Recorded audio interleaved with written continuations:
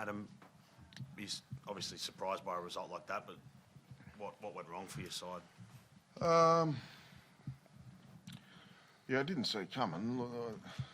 It was a horrible performance, let's be honest, but they haven't been horrible, so I'm not going to kick them to death either. I think it's been a really, really big month, on field and off field. Like, there's some stuff going on there, obviously, that you'd know about, but then obviously losing Brails, and they're going to sound excuses, but I don't care if they sound like excuses. The team's been working pretty hard for a month, so there's that part of me. I didn't see it, but I watched last night's game, and I thought our last week's opposition showed the same signs. So it tells me that there was a pretty hard game up there last week, and we've had 2 golden points before that. So I'll give him a bit of an out there. We just started, our defence. We're quite loose through the middle, and that's a sign of we don't lose the ability to. We've been defending really well this year. We haven't lost that ability in 6 days, but we've lost the will or the gas in the tank, clearly. We need this bye. It's been a long campaign. How do you approach the bye then? Like, do you give them extra time, a little bit of a break? It'd be mixed, yeah. This one's an extended one because I think we went 9 weeks without a break, and there's a couple of 6 days in there recently, and the Townsville trip. So we've given them a longer break on this one, but it'll be individualised. Some guys need extra work, and they'll get that. But this will be an extended break because we do have another one in a month's time, which will be a shorter one.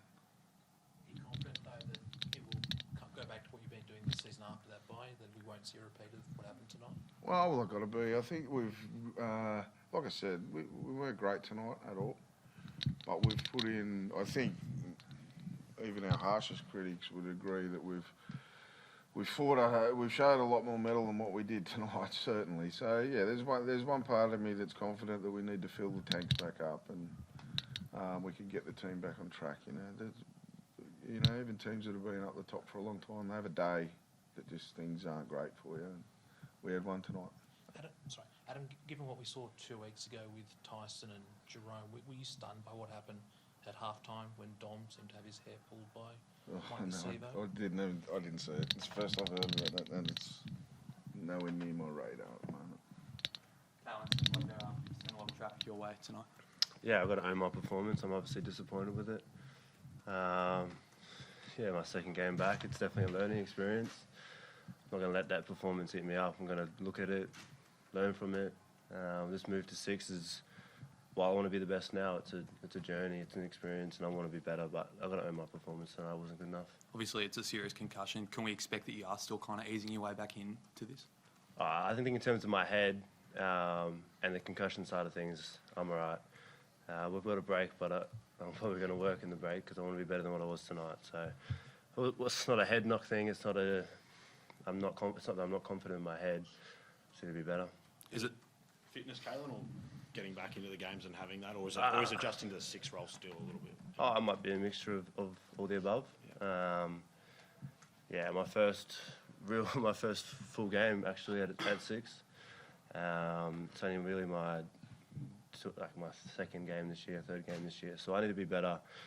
Like I said, I'm going to own that performance. I was disappointed in it. And work over the break to be better.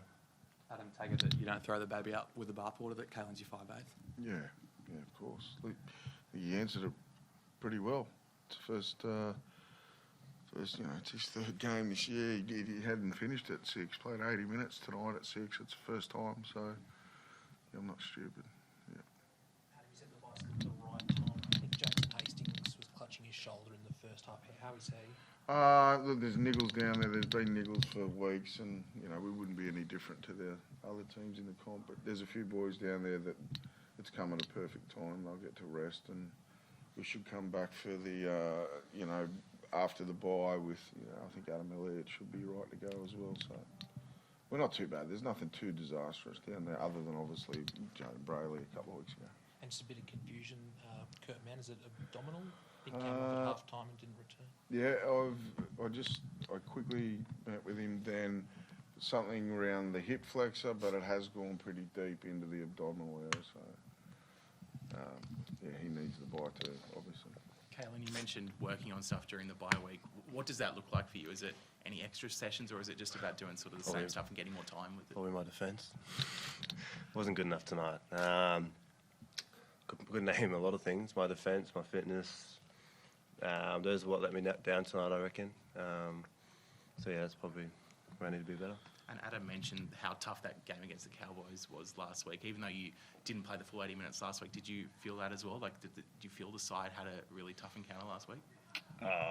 We don't want to use excuses. It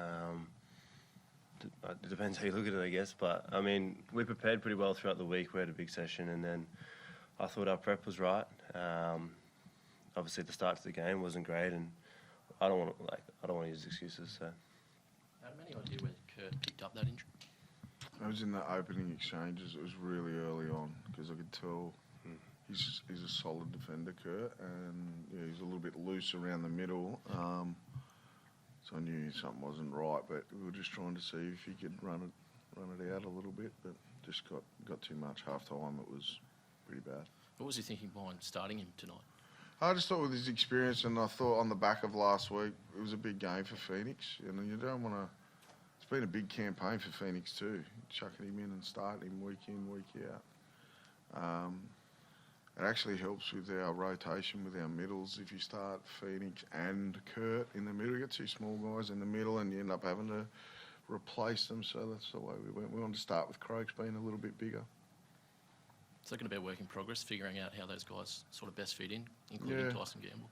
Yeah, we'll be. Thanks, folks.